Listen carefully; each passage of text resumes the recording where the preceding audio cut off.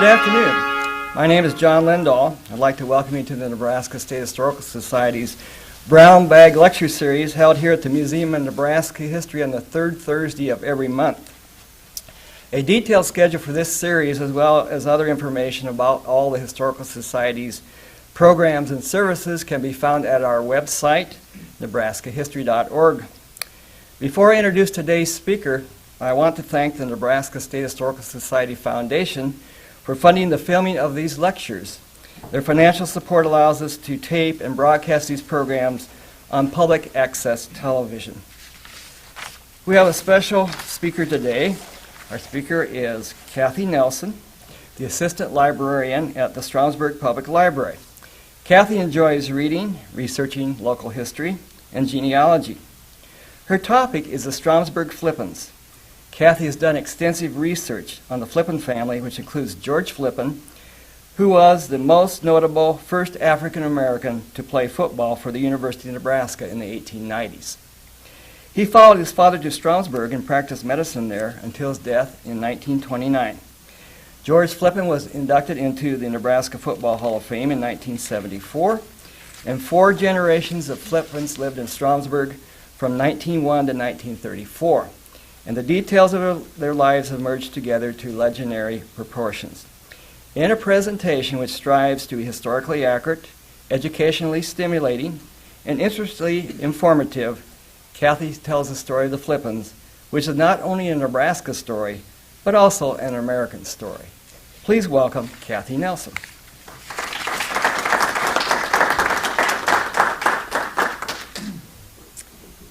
Thank you very much. It is indeed an honor to be here at the Historical Museum and give you this presentation on George Flippin.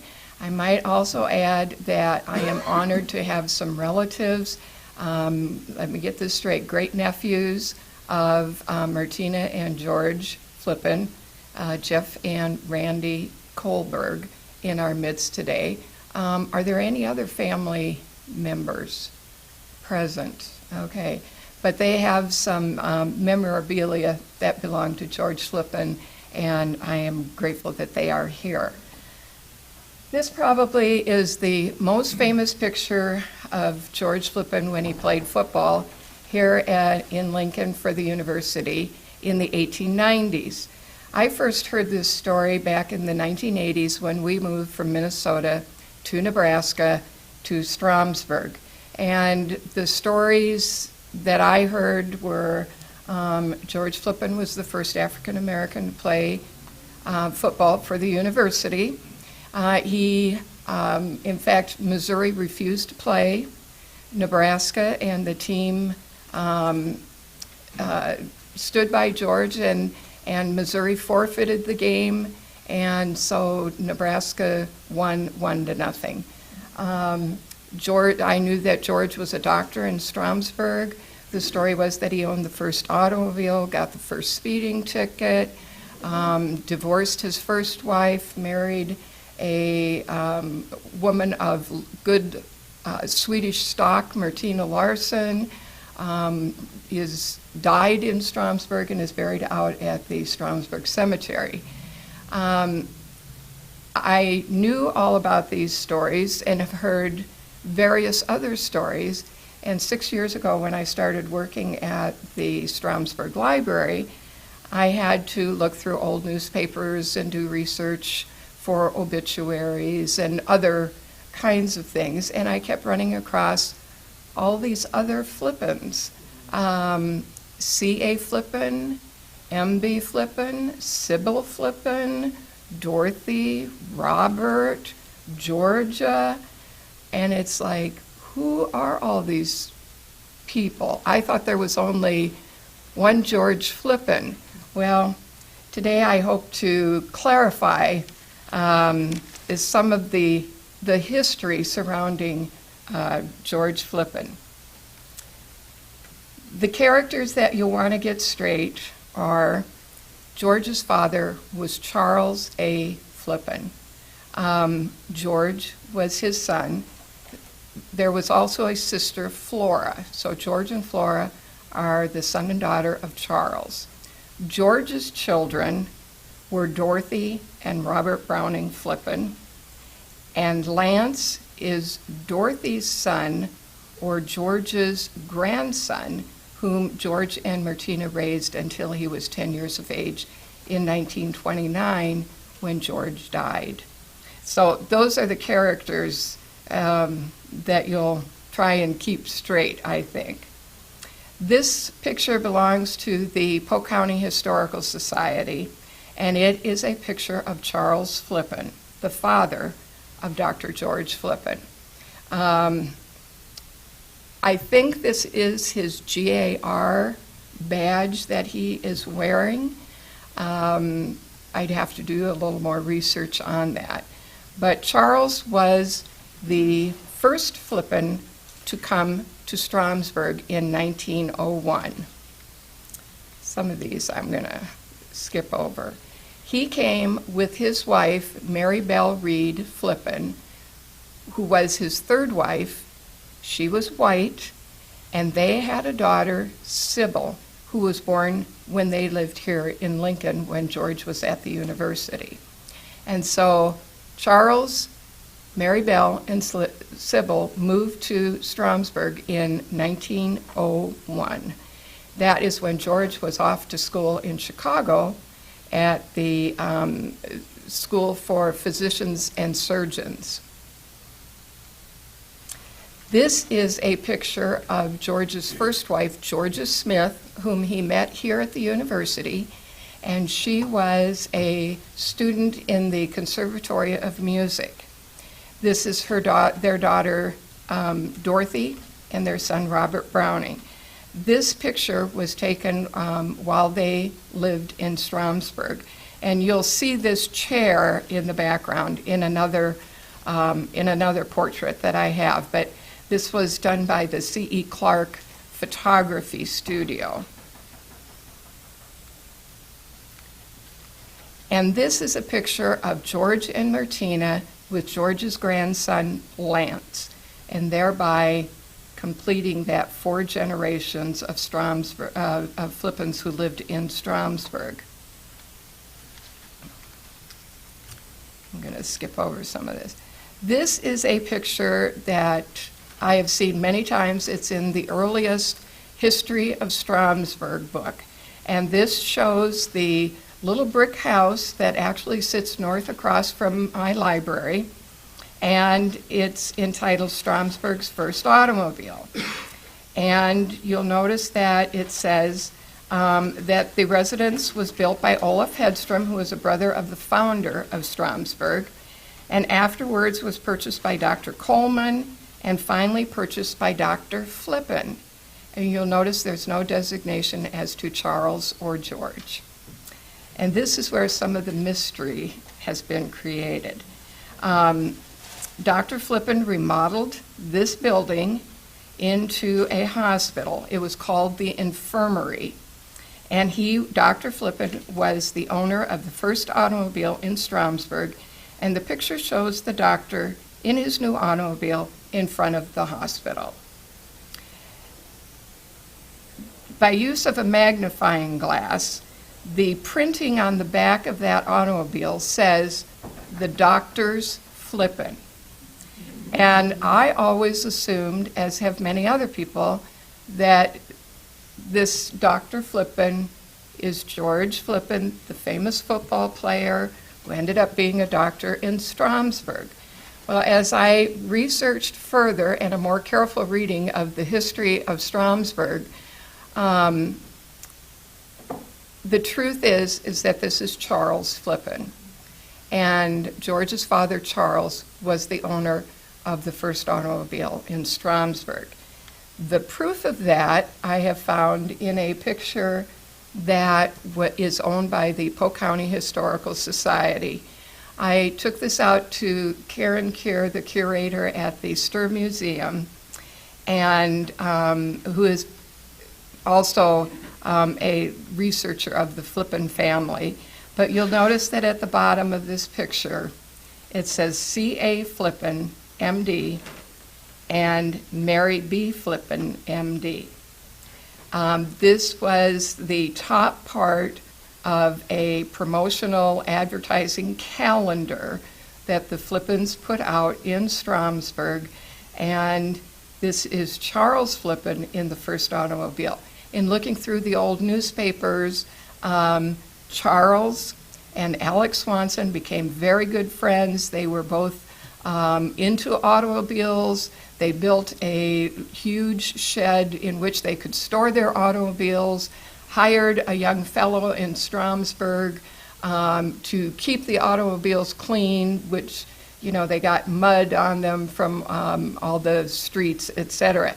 So this is a myth buster. It was Charles Flippin who owned the first automobile in Stromsburg, and this is the proof.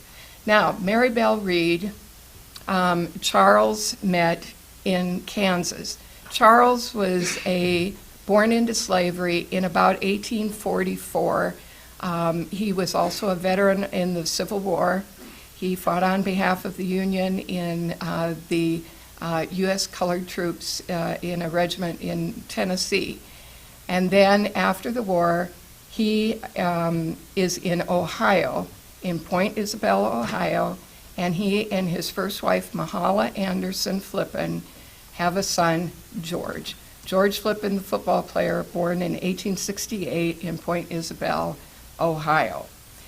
Through the Exodusters movement, Charles' first wife dies, and in a mass migration of African Americans from Ohio out to Kansas, Charles and his two children, George and Flora, become a part of that mass migration in this Exodusters movement, and they are located then in Hillsborough, Kansas, which is a Mennonite community.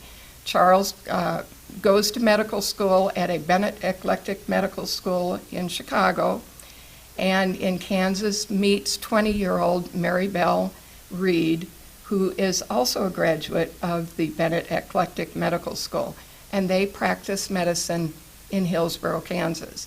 Flippins do not come into Nebraska until 1888, and they come by way of Henderson, which is another Mennonite community. And again, the Mennonites, the Quakers, very active in the anti-slavery, the abolitionist movement.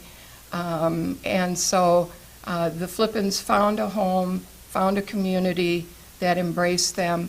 And Charles was also mentored by a doctor in Hillsborough, Kansas.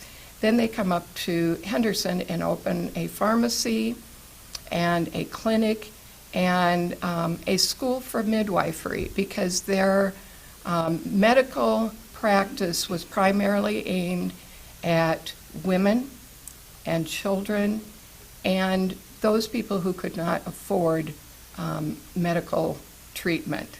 So this is the house in 1901 where Charles, Mary Bell, and their daughter Sybil come and practice medicine in Stromsburg.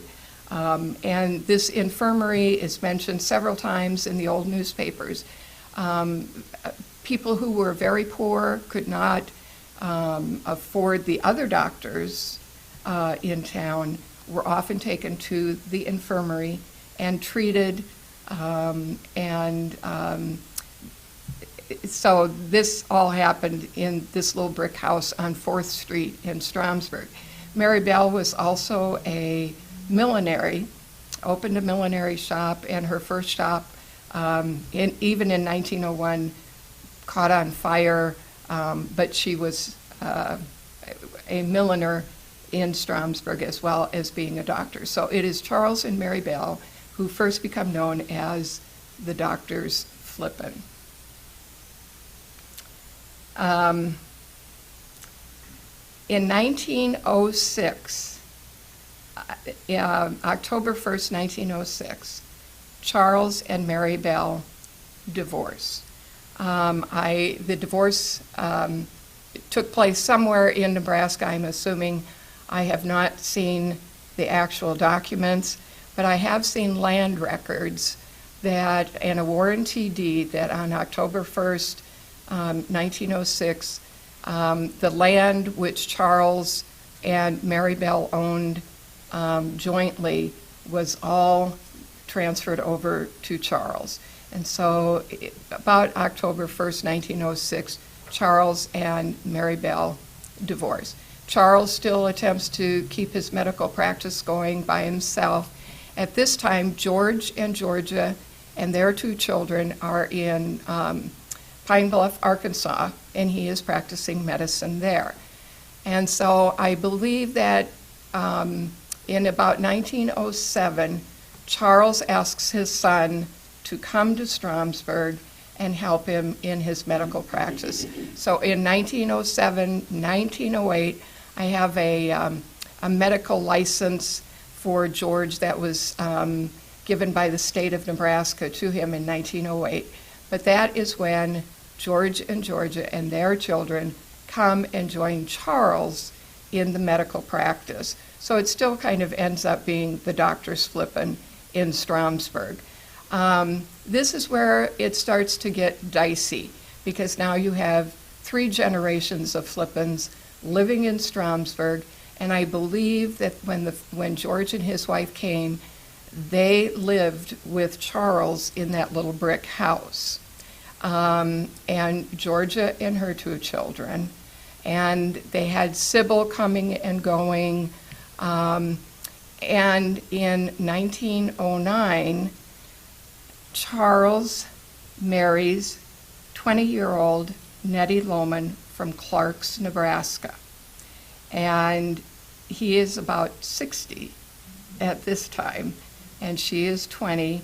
She is white, and of course the laws in Nebraska prohibited any races from intermarrying. So it created a stir, created controversy. They were married in Merritt County. Grand Island papers were full of articles. For one thing, the age difference.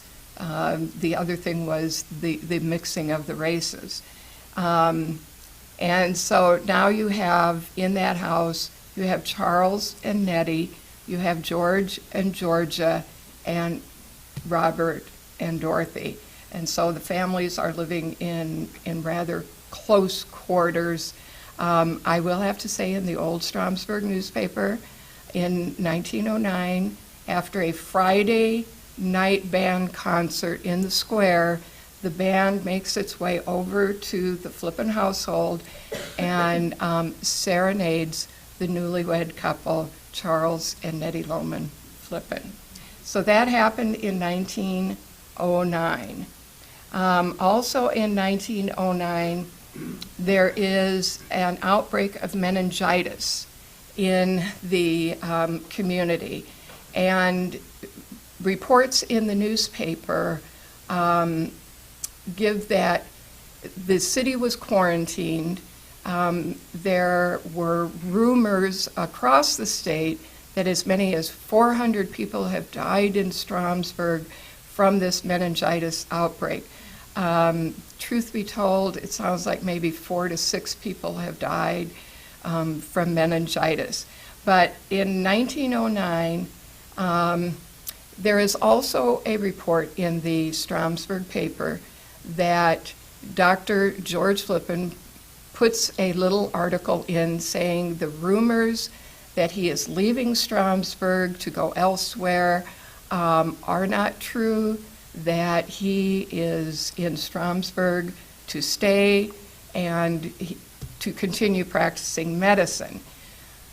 In 1910, Charles and George build a hospital, the Maywood Hospital, right across the street from the infirmary. And 1910 happens to be a very pivotal year for the Flippins. There were a lot of things that happened that were newsworthy. This is a 1912 advertisement, but the facts still remain the same. George Flippin is a graduate of the College of Physicians and Surgeons of Chicago, later put with the University of Illinois. He has had 2 years of clinical study and internship at Cook County Hospital in Chicago. The treatments, he treats diseases of the eye, ear, nose, throat, chest and stomach trouble. He has one of the very best equipped offices in connection with his private hospital, where he is able to devote special attention to hard cases that could not be properly cared for in their homes. There are electrical machines, x-ray machines, apparatus for vibration, massage, light therapy, hot air, violet ray, baths of various kinds. These give special advantages in the treatment of rheumatism, gallstones, appendicitis, and chronic diseases of women and children. Modern methods are used by the doctor in his battles with human ills, while his prices are reasonable. He is a nice fellow to meet.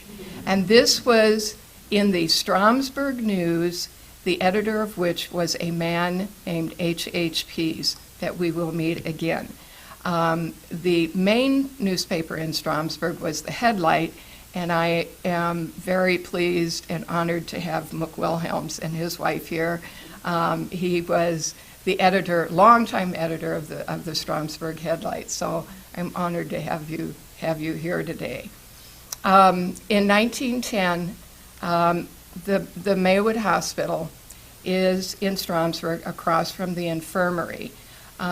This building may look a little different than what people know it now, but this is Dr. George on the steps, and community members, friends on the front porch.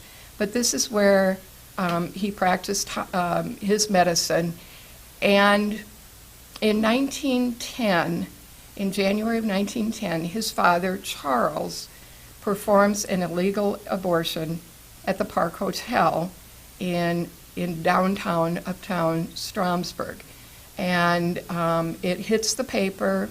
He is arrested for this illegal abortion. It was performed on a young Hampton girl, Julia Clath. There were lots of articles in the paper. One was the Baptist minister was going to be speaking on who killed Julia Clath, because not only was an abortion performed, but she died and went back to Hampton, and that set the legal machine rolling, and Charles was arrested for this illegal abortion.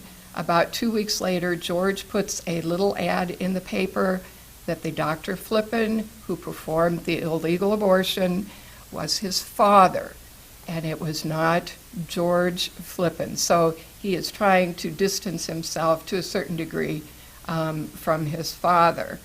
1910 also saw Georgia Flippin divorcing George. So that was in a court case, and I've been up to the courthouse and read all of these court documents, etc. It was a nasty divorce, to say the least. Accusations were that George had been abusive to Georgia. He had conspired with local merchants to not sell any goods to Georgia. He had threatened her with putting her into a mental institution, etc. She claims that he was abusive in his behavior, etc. She is seeking custody for the two children, Dorothy and Robert, and that is granted to her, and there is a settlement and some alimony paid. So you have the illegal abortion in January, you have the divorce in April. It ends up being a year of conflict for the Flippins. In December of 1910, George marries Martina Larson Flippin, a young woman who was born and raised in Stromsburg, and she is white. The story I'd heard is that she was his head nurse. Now, everything that I saw in the papers, if she was his head nurse, before that, she was a school teacher and taught school for many years, and there are little reports and annual reports of her being a teacher. But this raised, again, some more controversy. You have an African American marrying a white. And by the way, the law in the state of Nebraska was not changed until in the 1960s.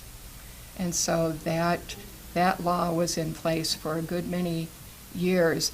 I do not believe that Martina and George married in the state of Nebraska. I have still not discovered where, whereas Charles pushed the envelope and he and Nettie married in Merritt County. Martina, I believe, is the great aunt of Jeff and Randy. Is that correct? Yeah, okay.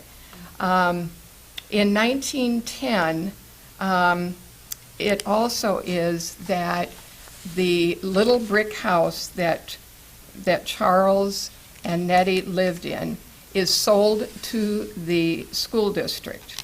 And the building is torn down, and that was the location for what was the new high school building, which became the elementary school building. But all that property was then switched over to the school. And I believe that George and his wife lived at the hospital and also ran their medical practice out of that. In November of 1910, Charles has now moved over to Grand Island. He and Nettie have moved to Grand Island. But of course, he has to come back for this trial on the illegal abortion. It goes before a jury of 12 white men. And the facts of the case is that Julia was picked up by a bartender in York. She discovered she was pregnant. They were shopping around for an abortion. The York doctors wanted to charge $50. Charles would only charge $25. And so she came up to Stromsburg, and at the Park Hotel, this illegal abortion was performed. Now, I don't have access to the lawyer's documents, but there must have been enough in there, whether we're not sure what condition she came to Stromsburg in.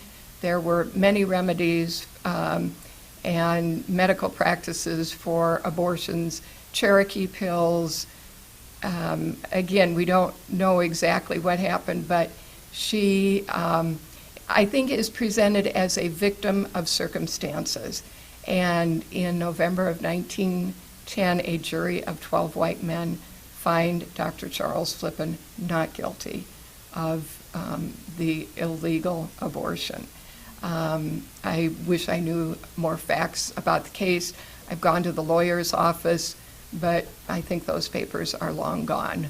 But anyway, in 1910, Charles and Nettie Lohman Flippin, they're off to Grand Island, and which leaves George and Martina Larson Flippin living in the Maywood Hospital.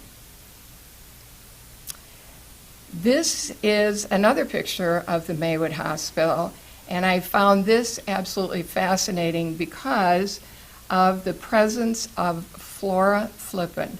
It is the only picture that I have seen of George's full sister, Flora. George is, again, sitting on the steps. Martina is the next person in, and then Ella Reitz, Grace Reitz, Nan Wrinkle. I think those were nurses or helpers at the hospital. And then you'll see the picture of Flora Flippin. This picture is owned by the Polk County Historical Society. And on the back, it does not name Flora, but it says Dr. Flippin's full sister. And having done my research, I know that Flora is his sister, also born at Point Isabel, Ohio. And she obviously came and visited. You'll see many times in the old newspapers where George goes over to Grand Island, I'm sure, to visit his father.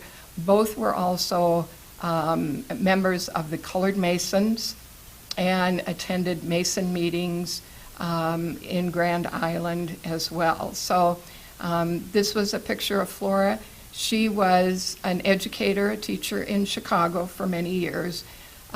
She ends up coming out to Grand Island and dying in Grand Island, and she is buried along with her father Charles in the Grand Island Cemetery. So, George Flippin, 1868 to 1929. Some interesting kinds of things during those years of 1910 to 1929. In 1912, the editor of the Stromsburg News, H.H. who was so willing to say that George is a nice fellow to meet in the big advertisement, also starts writing extremely racial, bigoted articles in the Stromsburg News. He takes a little national news story of Jack Johnson, the black fighter, marrying Lucille, a white woman in Chicago. And then he takes that national article and in the Stromsburg News starts parroting that situation with George and Martina.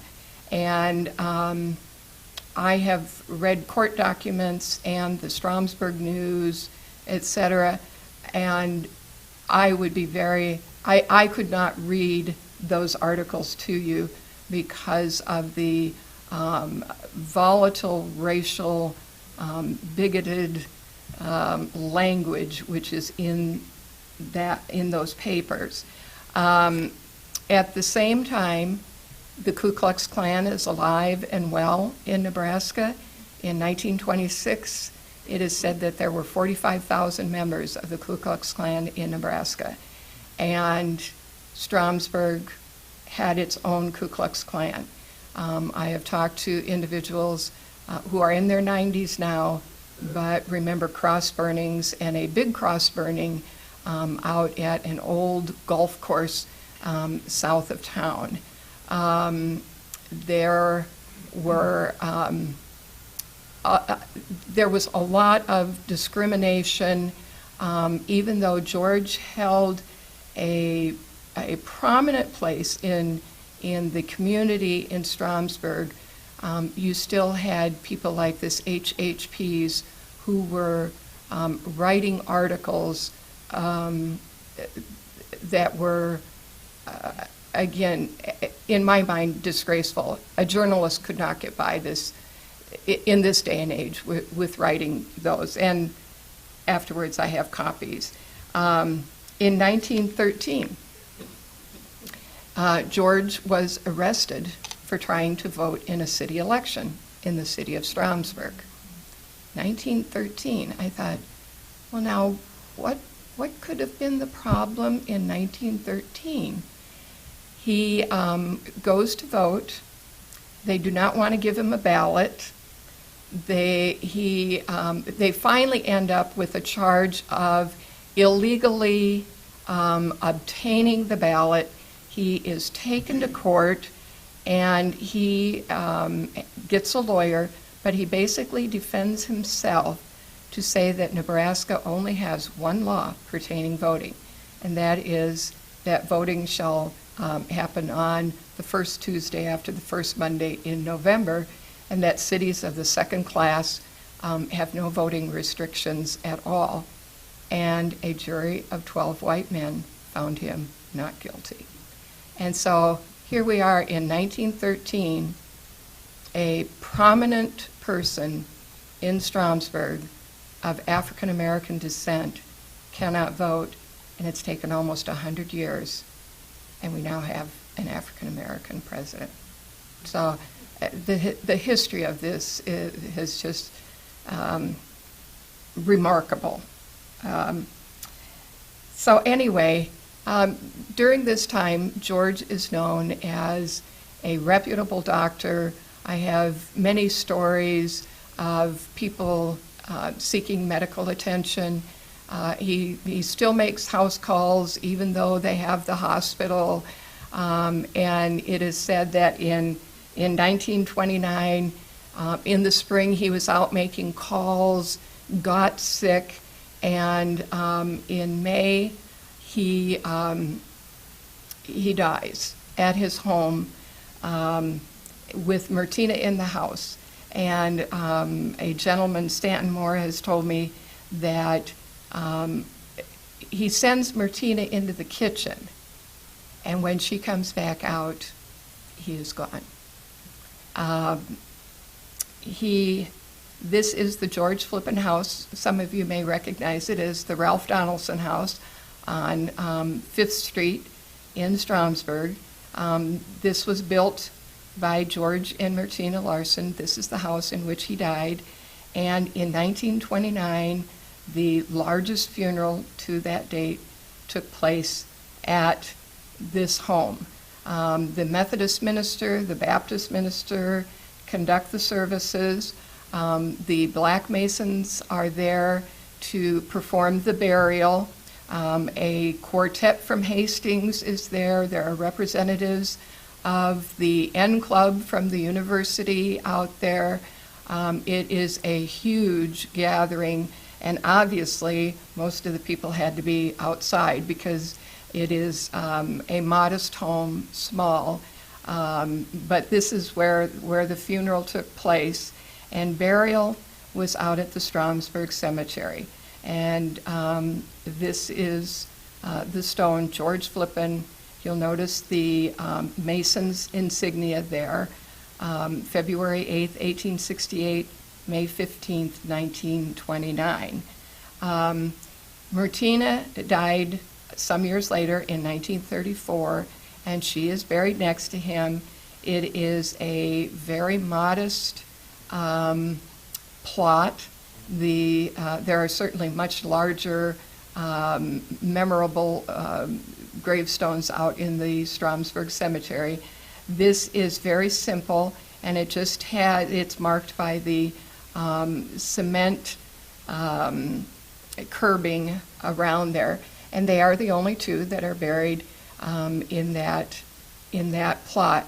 I will say that I frequent the cemetery for various reasons, and there are a lot of times when I will notice that flowers have been placed at their graves. Are you one who has placed flowers there?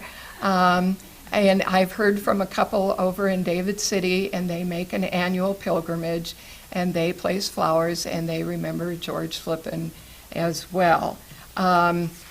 He was certainly not a racial activist, but he is to be admired that when faced with discrimination, when faced with adversity, he certainly stood up to it. He is well remembered as a great doctor. I have talked to people who were delivered by George Flippin who are now well into their 80s and 90s. Probably the biggest story that I have is of Stanton Moore, who as a little kid stole his brother's bike, took it uptown, a pickup truck backed into it, knocked him off, wrecked the brother's bike. He's attempting to crawl home, and he gets out in front of the Maywood Hospital, and he's exhausted, and he looks up, and Dr. George Flippin is looking out the window, comes down, and asks him, "Son, what's the matter?" And he says, "I've taken my brother's bike without permission, and I'm hurt, and I'm afraid I'm going to get in trouble with my dad." And George Flippin picks him up and carries him 2 or 3 blocks to his family home, takes him in, lays him on the kitchen table, and tells his mother to put hot packs on that leg that's giving him trouble. And after about an hour, she is to remove the hot packs, put him on his bike, follow him as he bikes up to Osceola and back, and he guarantees that he will not have any trouble with his leg. And Stanton Moore, to this day, will pat his right leg and say, "That is my Dr. Flippin leg. I have never had any trouble with it since that day. And so he just holds Dr. Flippin in absolutely the greatest esteem. All kinds of, I can go through what happened to all these people, and those are interesting stories in and of themselves. When I came to Stromsburg, the Maywood Hospital no longer was serviced as a hospital. I think maybe the last children born were in 1940 something. It became a funeral home. I knew it as the Hahn Apartments that were run down. The two porches were enclosed at some point, and in the late 1990s, around 2000, the property was sold for $1 to Kathy Stromberg, the daughter of Charles and Vesta Stromberg, and it had to be moved to make room for the library in which I work. And so it was moved down the street. This was a big thing in Stromsburg to watch this hospital being moved. And it today is the Stromsburg Bed and Breakfast run by Charles and Vesta Stromberg. And the elevator that was put in by Dr. Flippin and used by him, the basic layout is still the same. The Women's Club met there this last spring, and Charles and Vesta served them a little lunch, and women were saying, "Oh, I delivered my son so-and-so in that room. Oh, remember when I had my appendix out in another room," or whatever. So they have lovingly preserved that building, and it is the hospital that George Flippin built. So it is still there. There's just another. If you go up Highway 81, it's just on the north side of town. This is a famous picture, and I've just found out today that the Kohlbergs are the owners of the original picture of this. But this is also a famous picture of George Flippin, and I understand that there have been some banners around the university portraying this picture. And he is Black Men and Women of Nebraska, and he is on the cover of that book. And I'm going to basically close and open it up for questions, but I do want to close with the poem that was on Dr. Flippin's desk. Make Me a Man by old Lawrence Hawthorne. Lord, give me the strength of the pioneer and the faith of his hardy soul. Provide me with courage to persevere. Make me fight till I reach my goal. Let weaklings indulge in a sheltered life where they curse when their luck goes bad. But fit me for battle with storm and strife. Give me brawn like my fathers had. I want to be known as a man who wins, as a fellow with nerve and pluck, who finishes everything he begins, and is one who can whip his luck. And honor to George Flippin, who still is a hero. And of course, when you link it with Nebraska football and his medical practice in Stromsburg, there are so many things. He also traveled to Europe on behalf of the American Medical Association to explore new procedures, new medical advancements in Europe. His papers are at Howard University in Washington, D.C. And so great humanitarian, great football player, a great person. So I will open it up for any questions that you might have. What was the penalty if a black married a white? It was against the law, but what happened? I'm not really sure because nothing happened. I mean, there was a lot of controversy. What I could read was, especially in the Grand Island paper, a lot of criticism but I don't know, there was, that I'm aware of, there wasn't a fine, there wasn't a jail sentence. That could be questionable, you know. I will have to say that was Charles' fourth wife. They ended up divorcing, and he married a Grace Blair from Grand Island, who was African American. His daughter Sybil ends up out in Los Angeles, California, where Charles, at the end of his life, Grace takes him out there, and he dies in Hollywood, California. So from slavery to being a doctor to dying in Hollywood, California, with it's that in itself is a remarkable story. But George's children and his grandson Lance all go to college, end up having college degrees. They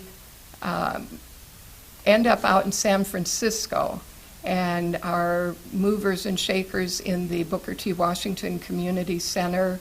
Robert Browning Flippin ends up being the first African American counselor at San Quentin Prison, and he brings Alcoholics Anonymous counseling to the prison. Lance, after George's death, goes out to California to live with his mother, who has remarried and lives out there. She is a social worker with this community center. Lance is a graduate of Columbia University, magna cum laude, ends up being a creative writing professor, a black novelist and poet, and they have all passed away. But Lance has three daughters. He married, his second wife was Trellie Jeffers, who was a college professor and writer herself, and they had three children, and one is Honore Jeffers, who I've been in contact with, and she is an English professor at Oklahoma University of Oklahoma. But she is the great-granddaughter of George. And so, you know, they have a lot to be proud of. Education was always extremely important to them, and the encouragement was always there. So I was interested in the Hillsborough connection because I was born there, and my mother and her father both grew up there. And my mother's grandfather was actually a lay doctor in the community, self-trained. Do you happen to know the name of the doctor who mentored him in Hillsborough? The one I have found is Dr. Griswold. Okay. In what years? They would have been there in the 1870s, okay? And it gets a little, like I say, it gets really complicated. They are in the 1880 census in Marion County, Kansas, which is where Hillsborough is. That is where Charles meets his second wife, Mary Williams, and then they divorce, and in 1885 he marries Mary Bell Reed. I also think that this Bennett Eclectic Medical School was not the same College of Physicians and Surgeons that George attends in Chicago. What I've seen is that the Eclectic Medical School is a big step up from the old practices of bleeding and purging and leeches, you know. So they are more like lay doctors who go into Chicago for training and then are apprenticed to other doctors. So again, we're talking a whole another type of medical practice. Can I ask what your... His name was Lowen, and they called him Dr. Lowen, even though he didn't really have the training, so it wouldn't have been the same thing. Yeah, and maybe by census records you could do that. Mook? I want to divorce my newspaper for that of the Stromsburg News. Absolutely, absolutely. You notice I distinguished that. Congratulations on the great job you've done Thank you. of going back and getting this information on the Flippin family, I have a little anecdote I will tell you about Lance Flippin. I'm not sure the year that Dr. George was inducted into the Nebraska Football Hall of Fame. 1974. Thank you. Don Bryant, the SID at the University of Nebraska, could not find any member of the Flippin family who would represent Dr. Flippin at the Hall of Fame banquet. So he called me. I happen to be a friend of Don Bryant's, and so I told him, yeah, I'll sit up on the dais and accept the trophy. And so come my turn to accept the trophy, and I gave him my 24-word acceptance speech, and took the trophy home. And Don Norberg, our mayor at the time, he and I discussed what we should do with the trophy. And we decided there's only one trophy case in town, that's up at the high school, so that's where we put it. I'm guessing 3 weeks went by and I got a scorching letter from Lance Flippin. What right did I have of accepting that trophy? What right did I have of taking that back to Stromsburg? So I called Don Bryant and told him I'm in trouble. Don said, don't worry, he said, I'll have another one made to exactly the send it to him, and he can do that one too. And that's how we pacified him. At that time, excuse me, he was teaching English literature at North Carolina State University. Right. I used to have a lot, I shouldn't say a lot, several people who traveled through Stromsburg and stopped in my office at the Stromsburg Headlight. Excuse me. I heard that the Dr. Flippin is buried in the Stromsburg Cemetery. I said, yes, they don't believe it. I'd have to take them out there to prove it to them. I tried at one time, Kathy, to research the Flippin family, but I did not have the time to do it. Thank you for doing it for us. Well, Mook's Letters and all of his information that he so generously gave to the library is now part of my large portfolio on Flippin information. I started out with one little folder and ended up having to go to a briefcase and this kind of thing.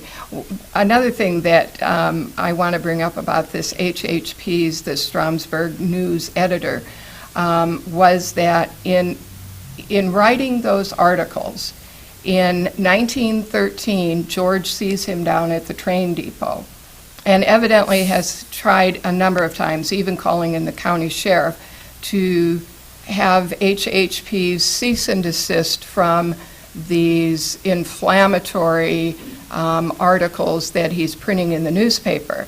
And evidently HHP's has no intention of stopping it. And so George Flippin basically punches him out down there at the train depot. And that was in 1913. He is arrested, taken up to the courthouse. I think he is let off with a $5 fine, something of that nature. And they see it as a simple assault and, you know, people go on about their lives. Well, in 1915, this HHP's, who has now left Stromsburg for other newspapers somewhere else, files a lawsuit against George in the York County Courthouse to the tune of $10,400 and some dollars. And it is that court case then that brings to light all of these articles that were written, and George writes a defense in the York County paper defending his position. And he states that while he may be used to the racial discrimination and this kind of thing, he stands up for his wife, Martina, and her family, and says that they should not be involved and ridiculed as they were. It's really quite an eloquent defense that he puts forth. and the judge dismisses the $10,000, and George only ends up having to pay the $400 in medical costs that were the result of the assault. So again, George not seeking out these situations, but when confronted, he certainly stands up for what is right. Mook, did you have another question? A couple comments on that. Dr. George Flippin was one time credited with how the process of defeating, or how to say, curing meningitis. Mm-hmm. He was given credit for that, and I'm not sure if that's really 100% true, but that was the story that I got in my research. Well, and like I say, more than polio, meningitis seems to have been a big story in 1909. And I think all of the town doctors, the Flippins weren't the only practitioners in Stromsburg, but I think they were all very busy. And the city was quarantined, and they really had to work very, very hard at keeping the meningitis cases from spreading. I don't remember the year. The village of Polk, which is 12 miles west, had a case of kind of almost a plague of measles. So they called Dr. George Flippin over to see what he could do about it. In Polk, you have a boulevard. And as Dr. Flippin was driving, of course, she said that he had the first vehicle in Polk County. Charles did, Charles, his father, but George, I'm sure had it. Fast cars were, He was arrested for speeding. Yeah. He was going 13 miles an hour. And there are a couple of court cases where George was involved in automobile accidents, one down by Benedict and another which ended up in injuries, and so they end up in court. And on the one that I read, these are the days of lamps instead of headlights, and they were to be on an hour before sunset, and George is making his way north. 81 was called Meridian Highway at that time, and he comes into a draw and was probably going very fast, and another car comes who did not have his lamps lit, and they crash. And so, there were court cases. Well, I want to thank you very, very much for having me here today, and if you have any further questions, I'll stay around and you may ask them. But thank you very, very much.